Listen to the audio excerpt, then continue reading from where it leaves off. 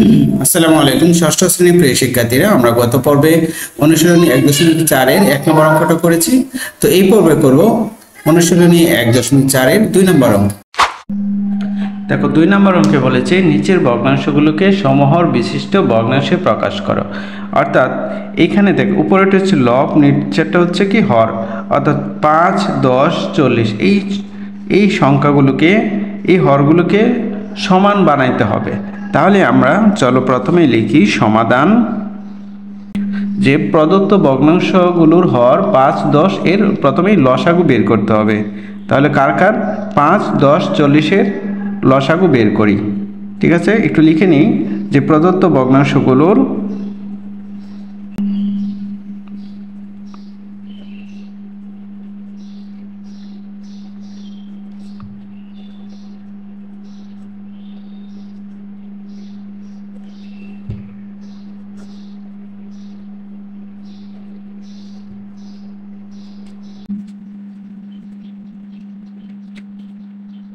এখানে লিখলাম যে প্রদত্ত ভগ্নাংশগুলোর হর 5, 10, 40 এর লসাগু নির্ণয় করি।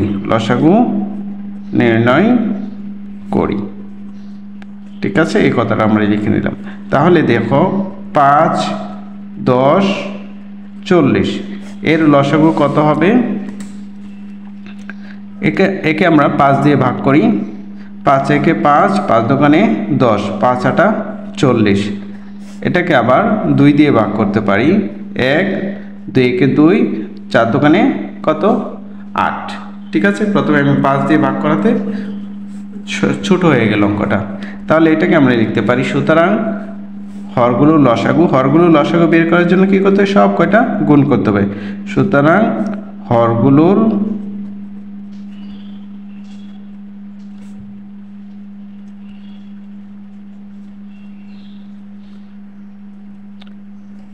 হরগুলোর লসাগু সমান 5 গুণন 2 গুণন কত?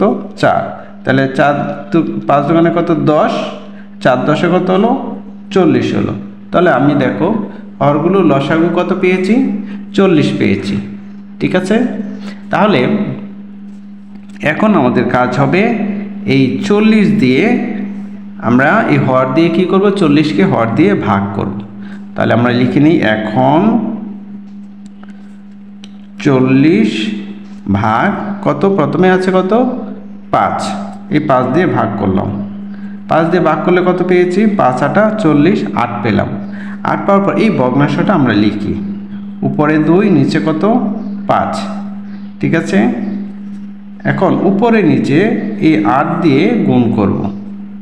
দেখো 5 আটা কত? 40, 8 দোকানে 16। ওকে, আবার দেখো 40কে আমরা ভাগ করব, এই 10 দিয়ে ভাগ করব। 10 দিয়ে ভাগ করলে কত? 4 10 40, কোলন চিহ্ন দিব, দিয়ে আমরা এই ভগ্নাংশটা কি লিখব? 10 ভাগের 7 লিখলাম। 4 পেয়েছি, 4 দিয়ে আমরা উপরে নিচে গুণ করব। তাহলে দেখো 4 10 কত হলো? 40 হলো। 4 7 কত? 28 আমরা পেলাম। আবার দেখো আছে কত? 40 ভাগ করবো, এখানে কত? 40 আছে। তো 40কে 40 দিয়ে ভাগ করব, ভাগফল হবে 40 40। এই কোলন চিহ্ন দিয়ে আমরা ভগ্নাংশটা লিখি। এই ভগ্নাংশটা এখানে লিখি কত? 40 ভাগের 9। এখানে ভাগফল কত পেয়েছি? 1 পেয়েছি। 1 দিয়ে উপরে নিচে গুণ করব। ঠিক আছে, তাহলে 40কে কত হলো? 40, 9কে 9। দেখো সবগুলো হর কত পেয়েছি আমরা? এটার হর পেয়েছি 40, এটা হর 40, এটার হর 40 পেয়েছি। সুতরাং নির্ণয় কথাটা লিখে নিই।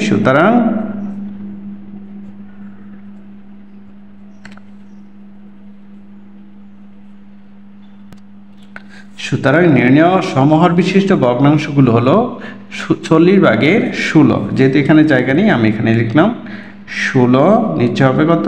40, কমা 40 ভাগের 28, কমা 40 ভাগের 9। ওকে, প্রথম অঙ্কটি আমরা শেষ করলাম।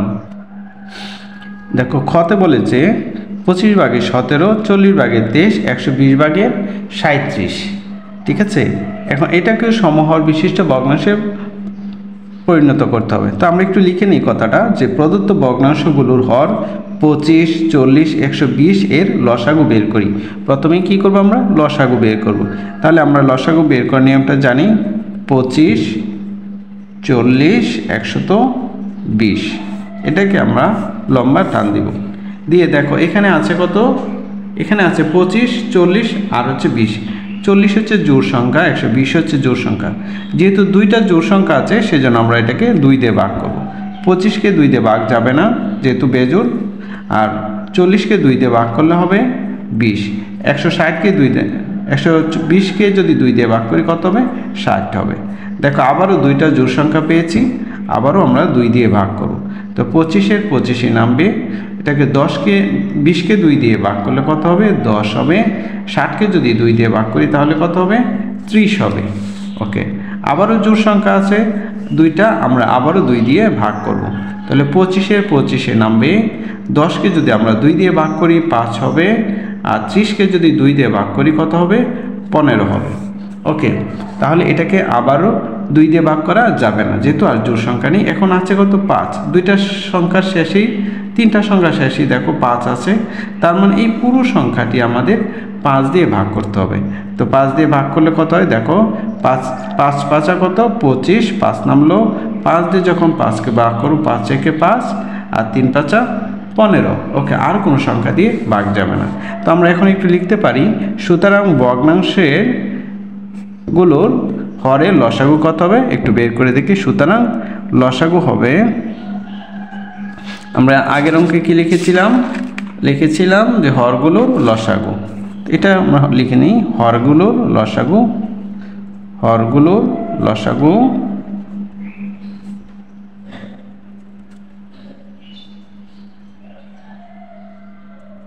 দেখো হরগুলো লসাগু সমান, এখান থেকে শুরু করে সব কয়টা গুণ করব। 2 আছে কয়টা, 3টা 2 আছে, 1টা 2, 2টা 2, 3টা 2, 5 আছে 1টা 2টা, আমরা 2টা 5 গুণ করলাম। আর এখানে 3 আছে কয়টা, 1টা 3 গুণ করলাম। তাহলে কি হলো, তুমি এই সব কয়টাকে সহজ ভাষায় ক্যালকুলেটরে গুণ করে দাও। ক্যালকুলেটরে গুণ করলে তোমার কত হবে, 600 হবে। ওকে, এখন হলো আমাদের দ্বিতীয় ধাপের কাজ। প্রথম ধাপের কাজ করেছি কি, প্রথমে আমাদের লসাগু বের করতে হবে, আমরা লসাগুর কাজটা করে নিলাম। এখন লিখব আমরা, এখন কত, এই লসাগুকে এই হর দিয়ে কি করব, আমরা ভাগ করব। হর কত পেয়েছিলাম, 25, এই 25 দিয়ে এই 600কে ভাগ করব। তাহলে দেখো 600 ভাগ কত, 25। 600কে 25 দিয়ে তুমি ক্যালকুলেটরের সাহায্যে ভাগ করলে কত পাবা, 24 পাবা। ওকে, 24 পেয়ে গেলাম। এখন আমাদের ভগ্নাংশটা লিখতে হবে। ভগ্নাংশটা, প্রথম ভগ্নাংশ হচ্ছে কত ছিল, 25/17 লিখলাম। ভগ্নাংশ লিখে এই 24 দিয়ে উপরে নিচে গুণ করব। ওকে, 24 দিয়ে উপরে নিচে গুণ করলাম। গুণফল কত হবে, 25 আর 24 গুণ করলে কত হবে, 600 হবে। 600 লিখলাম। 17 আর 24 যদি তুমি ক্যালকুলেটরে গুণ করো 408 হবে। ওকে, এরপরের স্টেপে আবার একই কাজ, এই 600কে পরের ভগ্নাংশের হর কত ছিল, পরের ভগ্নাংশের হর ছিল কত, 40। এই 40 দিয়ে এই 600কে কি করব, আমরা ভাগ করব। তাহলে ভাগ করি, কত, 40 দিয়ে ভাগ করব। ভাগ করলে কত হচ্ছে, এখানে 15 হচ্ছে। 15 এই চিহ্নটা দিব, দিয়ে আমরা ভগ্নাংশটা লিখি। ভগ্নাংশ ছিল, লব ছিল 23 আর হর ছিল 40, উপরে নিচে গুণ চিহ্ন দিব, দিয়ে এই 15 উপরে নিচে বসিয়ে দিব। ওকে, অঙ্কগুলো কি কঠিন মনে হচ্ছে?